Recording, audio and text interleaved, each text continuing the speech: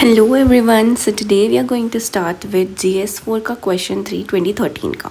ठीक है, तो उसमें है क्या है क्वेश्चन, क्या बोल रहा है कि some people feel that values keep changing with time and situation. कुछ लोग ऐसा मानते हैं कि जो वैल्यूज़ है हमारी वो with time and situation change होती है, वाइल अदर्स क्या स्ट्रांगली बिलीव करते हैं कि कुछ certain universal and eternal human values है। तो हमें क्या करना है, गिव यूर परसेप्शन, हमें हमारा परसेप्शन देना है विद सम ड्यू जस्टिफिकेशन। ठीक है, so we will start with the introduction. ठीक है, तो मेनली क्या बोलना चाहते हैं, हमारी जो वैल्यूज़ होती है, कुछ वैल्यूज़ क्या होती है, चेंज होती रहती है एंड कुछ होती है यूनिवर्सल होती है। तो इसी के बारे में ये पूरा टॉपिक है। तो हम कैसे उसको इंट्रो देंगे, तो जो वैल्यूज़ होती है हमारी वो क्या करती है, ह्यूमन बिहेवियर को एंड एथिकल डिसीजन मेकिंग को या एथिकल डिसीजंस को गाइड करती है। ठीक है, कुछ वैल्यूज़ होती है जो चेंज होती है सोसाइटी, कल्चर, टेक्नोलॉजी कॉन्टेक्स्ट में, एंड कुछ कोर ह्यूमन वैल्यू हमेशा यूनिवर्सल एंड टाइमलेस होती हैं।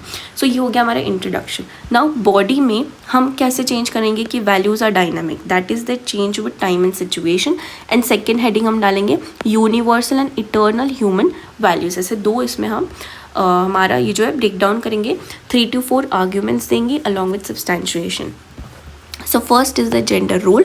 तो जेंडर रोल में क्या है कि वो इवॉल्व हुआ है। ठीक है, वुमेंस जो है वो कॉम्बैट सिचुएशन अपोजिशंस पे अभी आना चालू हुई है, जैसे ये है ना। फिर जो ट्रांसजेंडर राइट्स है, ठीक है, society's acceptance to transgender reflect करता है चेंजिंग सोशल वैल्यूज़। ठीक है, अभी पहले homosexuality and transgenders were considered not normals, but अभी with changing values and changing social dimension, ये point of view transgender rights are considered. And ये एक एग्जांपल है डायनामिक वैल्यू का जो चेंज हो रहा है with time. Then the environmental ethics, क्यों हम पढ़ रहे हैं एनवायरमेंटल एथिक्स, क्योंकि क्या हो रहा है विद टाइम ना, क्लाइमेट चेंज कंसर्न हो रहे हैं। And for intergenerational and future generations के लिए भी हमको सोचना है, तो हम क्लाइमेट चेंज कंसर्न्स को काफ़ी इंपॉर्टेंस देते हैं, जिसकी वजह से environmental ethics as such important to do this.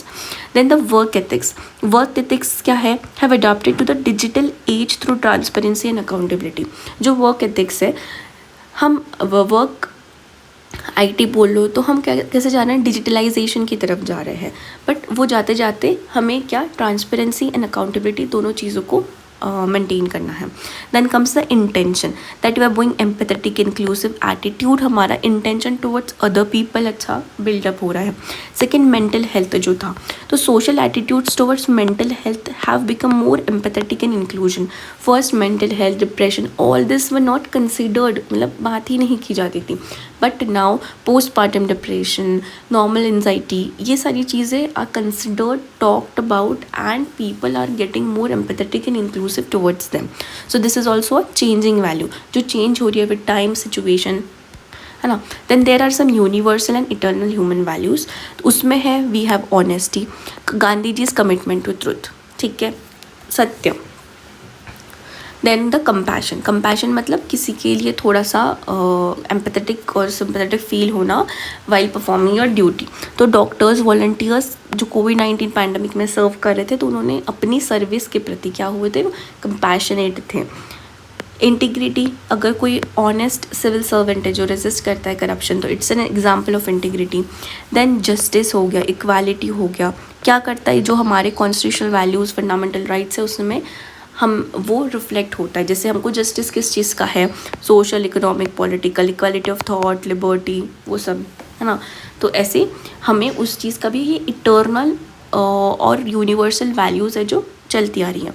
Then respect for human dignity, ये क्या है, सारे ह्यूमन राइट्स जितने भी है उसका क्या है, वो एक फाउंडेशन है, ये एक रूट कॉज या रूट है, वो क्या, ह्यूमन डिग्निटी। तो human dignity is very important.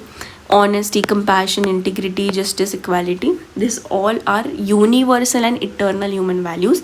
However, we can see that the gender roles, transgender roles, mental health issues, intention, environmental ethics, these are the changing or the dynamic values which we are inculcating.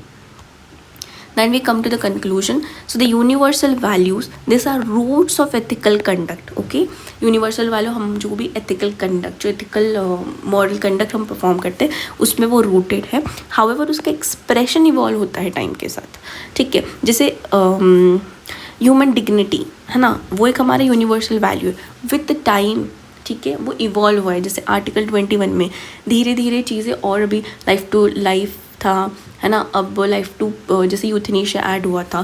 तो euthanasia क्या है, evolving ये dynamic human value है.